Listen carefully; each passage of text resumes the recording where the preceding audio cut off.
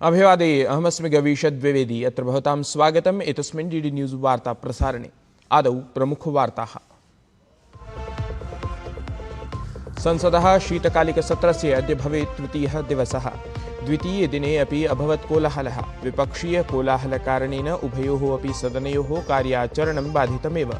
लोकसभाध्यक्षेण सह जातस्य उपवेशनस्य अनन्तरम् अद्य प्रभृति सुचारुरूपेण सदनयोः कार्यप्रवर्तने जाता सहमतिः।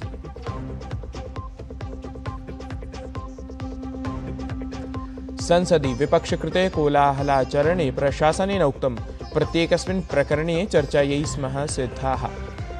सोमवासरे वन्दे मातरम् इत्येतस्मिन् विषये भविष्यति 10 घण्टात्मिका चर्चा।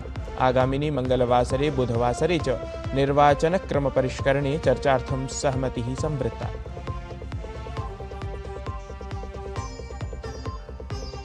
संचारसाथी इत्याख्यं तन्त्रांशमादाय विपक्षकृतान् आरोपान् निराकृतवत् प्रशासनम्। संचारमन्त्री ज्योतिरादित्य सिन्धिया उक्तवान् प्रयोगकर्तॄणां निजतायां कथमपि शैथिल्यं न स्यात्। एतस्य तन्त्रांशस्य उपयोगकरणं तु जनानाम् इच्छायाम् एव भवेताधृतम्। भगवतः श्री विश्वनाथस्य नगर्यां वाराणस्यां काशी तमिल संगमम् इत्यस्य चतुर्थक्रमिकस्य कार्यक्रमस्य अभवत् भव्यः शुभारम्भः। उत्तरप्रदेशस्य मुख्यमन्त्री योगी आदित्यनाथः उक्तवान् एषः कार्यक्रमः एकं भारतं श्रेष्ठं भारतम् इत्येतस्याः मूलभावनायाः पर्यायभूतः। शिक्षामन्त्री धर्मेन्द्र प्रधानः सूचना प्रसारण राज्यमन्त्री एल मुरुगन च तत्र उपस्थितौ आस्ताम्।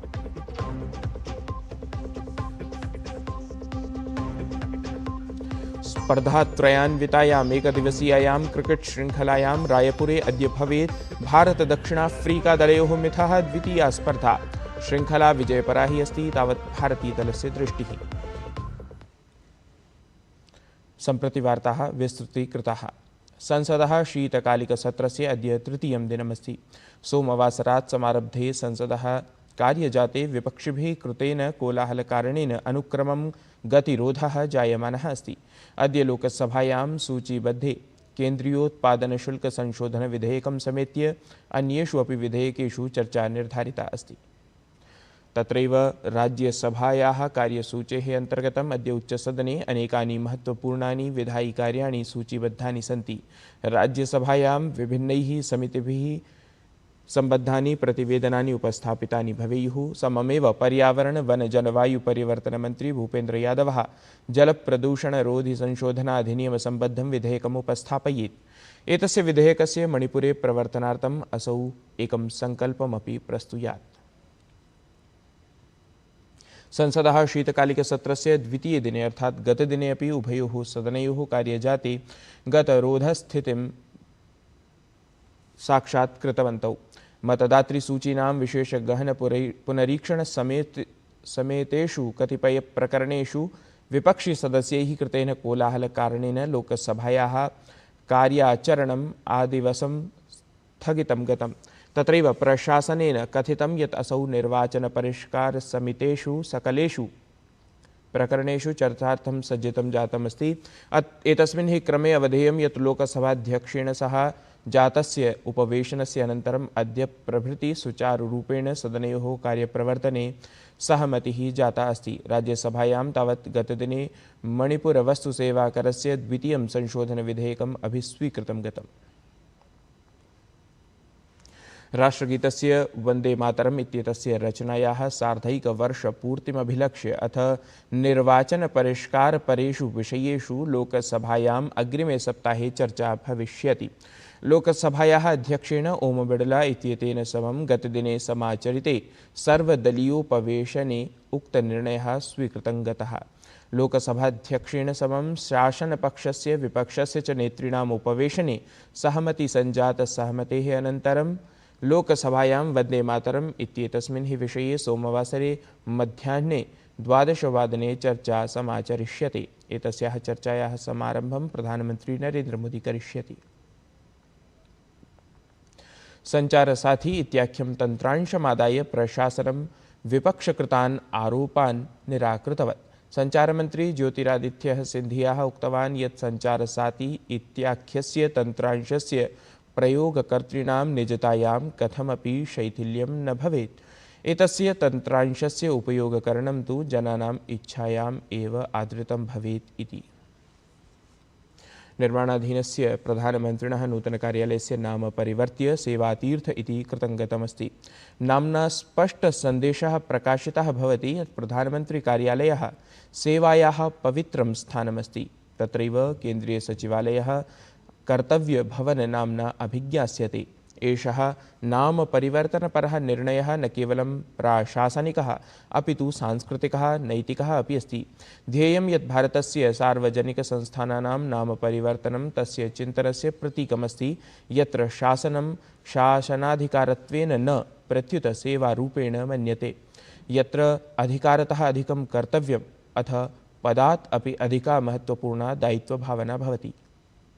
इतः पूर्वं प्रधानमन्त्रिणः आवासस्य नाम लोककल्याणमार्गत्वेन परिवर्तितमासीत्। एतस्मिन् क्रमे देशस्य राजभवनानां नामानि अपि परिवर्त्यमानानि सन्ति। एतदनु इदानीं राजभवनानां नाम लोकभवनं भविष्यति इति निर्णयः अभिस्वीकृतः अस्ति।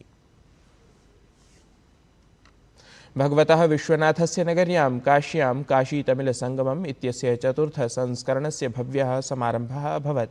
13 दिवसात्मकस्य एतस्य हि वार्षिककार्यक्रमस्य समापनं डिसेम्बर् मासस्य 15 दिनाङ्के रामेश्वरम् इत्यत्र भविष्यति। उद्घाटनसत्रे तावत् मुख्यातिथिरूपेण समागतः उत्तरप्रदेशस्य मुख्यमन्त्री योगी आदित्यनाथः एतं कार्यक्रमम् एकं भारतं श्रेष्ठं भारतम् इत्यस्याः मूलभावनायाः पर्यायरूपं प्रतिपादितवान्।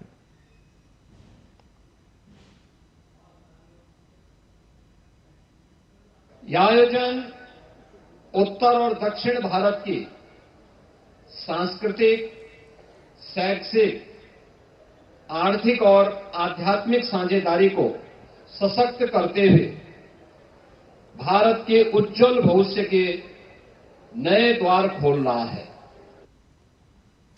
सहैव शिक्षामन्त्रिणा धर्मेन्द्रप्रधानेन सह सूचना प्रसारण राज्यमन्त्री एल् मुरुगन् वर्यः अपि तत्र समुपस्थितः आसीत्। असौ काशीतमिलसङ्गमम् इत्यस्य सन्दर्भे उक्तवान् यत् एषः कार्यक्रमः प्रधानमन्त्रिणः नरेन्द्रमोदिनः भव्यकल्पनायाः परिणतिः अस्ति। 22अधिकैकद्विसहस्रतमे वर्षे एतस्य प्रथमसंस्करणम् आयोजितमासीत्। ततः प्रभृति च एषः कार्यक्रमः उत्तरदक्षिणभागयोः मिथः सेतुवत् कार्यं कुरुते इति। पॉलिसी लेके आया हमारा प्रधानमंत्री श्री नरेंद्र मोदी जी के नेतृत्व में। वो 3 लैंग्वेज आने के बाद हर स्टेट में एक एक लैंग्वेज सीख रहे। हमारा मुख्यमंत्री जी ने इधर बच्चा का तमिल सीखने के लिए अवसर दिया, बट हमारा तमिलनाडु में किसी राजनीति के कारण से हम हिंदी सीख ना पाया। मैं दिल्ली आके थोड़ा थोड़ा हिंदी सीखा, वो मेरा छोटा मोटा हिंदी, आप माफ करना मेरा हिंदी में कुछ गलत होंगे तो, इसलिए अभी इधर हम तमिल सीख रहे। ये बहुत बड़ा एक अवसर भी मिला। भारतीय संस्कृतेः रिक्तभूतः ग्रन्थविशेषः अस्ति श्रीमद्भगवद्गीता। जानीयुः एव भवन्तः यत् अनतिचिरमेव श्रीमद्भगवद्गीताजयन्ती समारोहः आचरितं गतः। वस्तुतः अवधानास्पदमेतत् यत् तत्र ईरानदेशस्य तेहराननगरस्थिते स्वामी विवेकानन्द सांस्कृतिककेन्द्रे अपि गीतामहोत्सवम् आधृत्य विशिष्टं समायोजनम् अनुष्ठितमासीत्। तत्रत्यं श्रीमद्भगवद्गीता श्लोकोच्चारणसम्बद्धं चलच्चित्रम् अवलोकयामः अत्र। अनात्मनस्तु शत्रुत्वे वर्तितात्मैव शत्रुवत् एवं सतता युक्ताय भक्तास्त्वां पर्युपासते क्लेशोऽधिकतरस्तेषाम् अव्यक्तासक्तचेतसाम् अतैतदप्यशक्तोऽसि कर्तुं मद्योगमाश्रितः सर्वकर्मफलत्यागं ततः कुरु यथात्मवान्।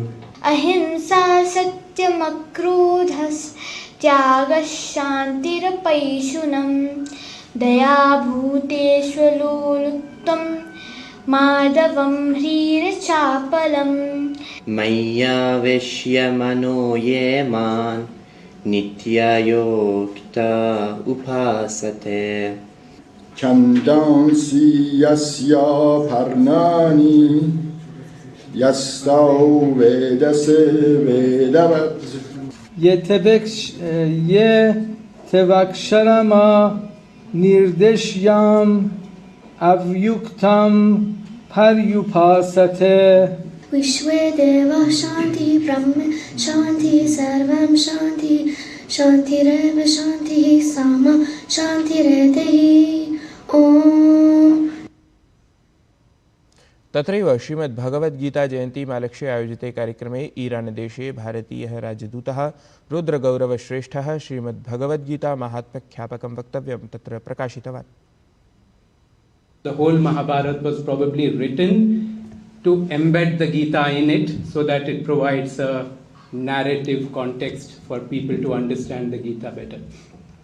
And so all Indians know the Gita, not to the extent of being able to recite shlokas in perfect chand, in perfect bath like all of you, but certainly know the basic message of the Gita.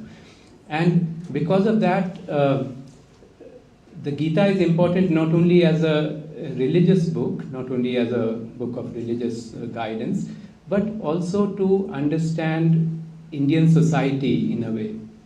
Chera, because as somebody else also said, the essence of all religions is same. And I believe that the purpose of all religions is also basically the same. It is to provide us, men and women, a way to find meaning in life, a way to find purpose in life. एतत् हि वार्ता संस्करणम् अधुना सम्पद्यते। अभिनवाभिः वार्ताभिः सह पुनः उपस्थास्यामः। तावन् मङ्गलं भूयात्।